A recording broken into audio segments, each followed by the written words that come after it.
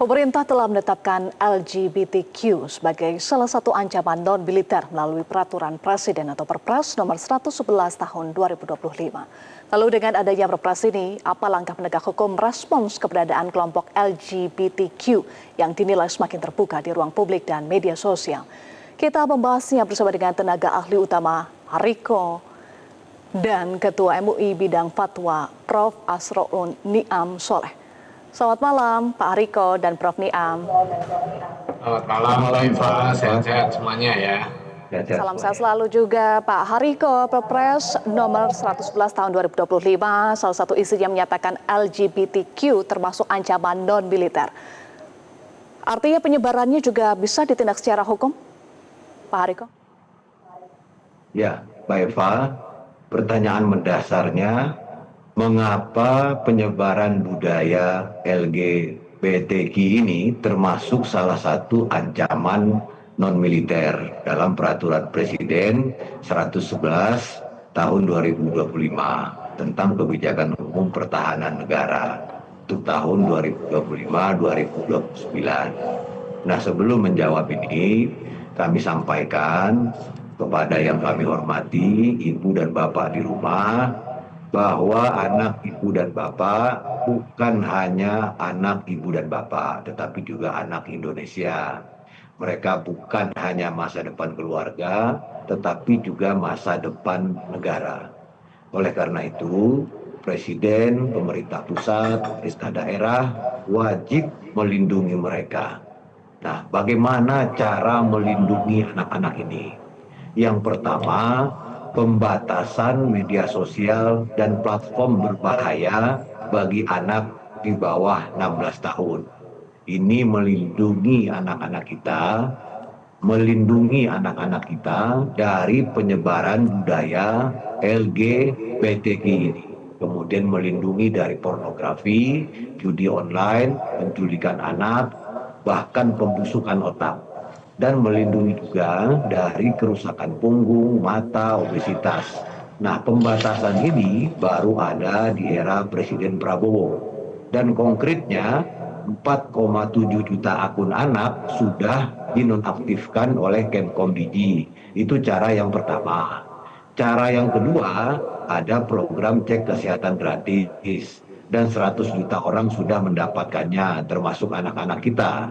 Di tahun 2026 ini targetnya 136 juta orang. Bukan hanya pengecekannya yang gratis, tapi pengobatannya juga gratis untuk 15 sama. Setelah itu BPJS. Nah, bagaimana lagi cara melindungi anak-anak kita ini? Ada juga kebijakan nutrisi level namanya. Jadi pemerintah sedang meminta produsen makanan dan minuman cepat saji untuk mencantumkan label ABCD sehingga anak-anak kita tidak lagi mengkonsumsi gula, garam, dan lemak berlebihan dan tidak ada lagi anak-anak kita yang cuci darah. Kemudian bagaimana cara melindungi anak-anak kita? Ada yang sering disampaikan oleh Presiden, kita sedang membangun 500 sekolah rakyat. Kemudian sudah dilakukan digitalisasi pembelajaran di 288.000 sekolah, kemudian perbaikan 16.000 sekolah sudah dilakukan, dan di tahun 2026 ini perbaikan 71.000 sekolah. Kemudian apalagi yang dilakukan untuk mengamankan masa depan anak-anak ini? Sekarang sedang dilakukan perbaikan makan bergizi gratis dan juga pemberantasan korupsi dalam makan bergizi gratis. Kita sudah sama-sama tahu Mbak Eva, di Piala Dunia ini, misalnya seperti Maroko itu sudah 60 tahun menjalankan makan bergizi gratis, Amerika sudah 80 tahun, Jepang 72 tahun, Brazil 71 tahun, dan kita baru 19 bulan. Itu harus terus dilakukan perbaikan, dan terima kasih kepada Metro TV, terima kasih kepada Metro TV dan seluruh masyarakat. Nah, apalagi makanya dibuat juga kebijakan tentang memasukkan LGBT ini sebagai ancaman non-militer. Maksud saya memasukkan penyebaran LGBTQ ini sebagai ancaman non-militer. Alasannya sangat mendasar. Karena budaya tersebut bertentangan dengan falsafah negara kita, yaitu Pancasila, utamanya sila yang pertama, kemudian sila yang pertama ketuhanan yang Maha Esa. Kemudian penyebaran budaya LGBTQ ini dipandang secara nyata membahayakan ketahanan keluarga, kemudian ketahanan bangsa, kemudian mengancam tatanan nilai masa depan bangsa Indonesia. Jadi gambaran secara utuhnya kira-kira seperti itu upaya dari pemerintah kita untuk menjaga masa depan anak-anak Indonesia. Karena semua negara berlomba-lomba memperjuangkan masa depan balitanya, memperjuangkan masa depan generasi mudanya. Jadi kita dalam kompetisi sekarang. Dengan semangat untuk menjaga masa depan anak-anak Indonesia ya. Bagaimana kemudian MUI merespon penerbitan Perpres ini, Prof. Niam? Ya, terima kasih ya. Yang pertama tentu MUI memberikan apresiasi atas terbitnya Peraturan Presiden Nomor 111 Tahun 2025 tentang kebijakan umum pertahanan negara, di mana salah satu ancaman non-militer yang secara real terjadi di tengah masyarakat kemudian diserap di dalam kebijakan umum ini, yaitu ancaman penyimpangan seksual, kalau di istilah umum tadi LGBTQ. Saya kira ini bagian dari proses akomodasi atas kondisi real yang terjadi di tengah masyarakat yang kemudian diregulasi di tingkat negara. Ini menunjukkan komitmen Presiden di dalam menangani masalah-masalah serius yang muncul di tengah masyarakat sebagai bagian dari ancaman yang harus diantisipasi. Kalau kita baca di dalam Perpres itu secara utuh, saya kira ini perlu segera ditindaklanjuti bukan hanya oleh Kementerian Pertahanan, tetapi juga oleh menteri-menteri terkait sekaligus juga institusi negara yang terkait dengan komitmen pertahanan negara. Mbak Eva, kalau kita lihat definisi pertahanan negara itu adalah segala usaha untuk mempertahankan kedaulatan negara, satu, kemudian mempertahankan keutuhan wilayah NKRI, kemudian yang kedua, mempertahankan keselamatan segenap bangsa dari ancaman dan juga gangguan. Nah, di dalam rumusan berikutnya, ancaman itu ada 3, ancaman militer, tentu ini antisipasi dan juga pencegahannya dengan pendekatan militer juga, dan itu ranahnya juga sudah spesifik.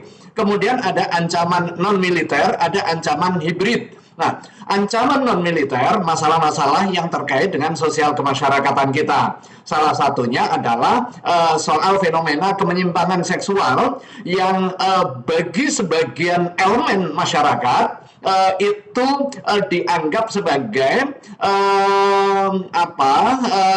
kebebasan hak asasi manusia, dan cilakanya kemudian ada yang menopang baik di dalam maupun di luar negeri untuk mempromosikan kemudian membiasakan sesuatu yang pada hakikatnya adalah menyimpang di tengah masyarakat. Karena itu ini adalah momentum.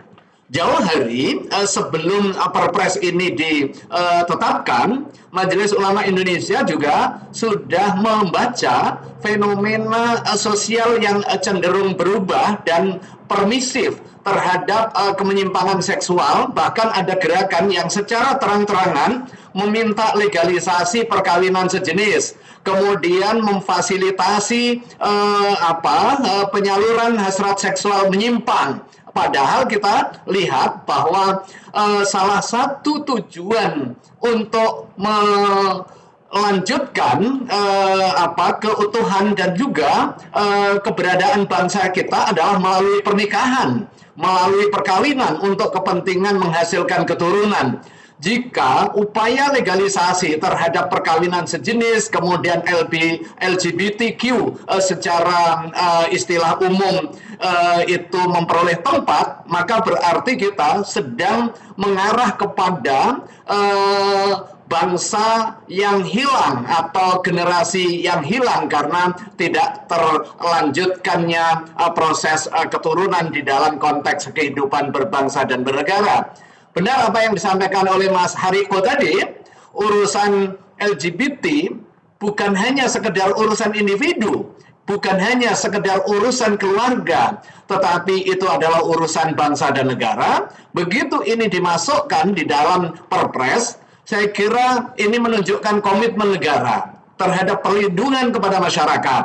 Tetapi perlu ditindaklanjuti oleh menteri-menteri yang di bidang hukum, di dalam meregulasi, kemudian teman-teman di DPR untuk menyusun satu aturan yang memastikan bahwa ancaman itu dapat dimitigasi, kemudian ketika sudah manifest, itu bisa dilakukan penindakan.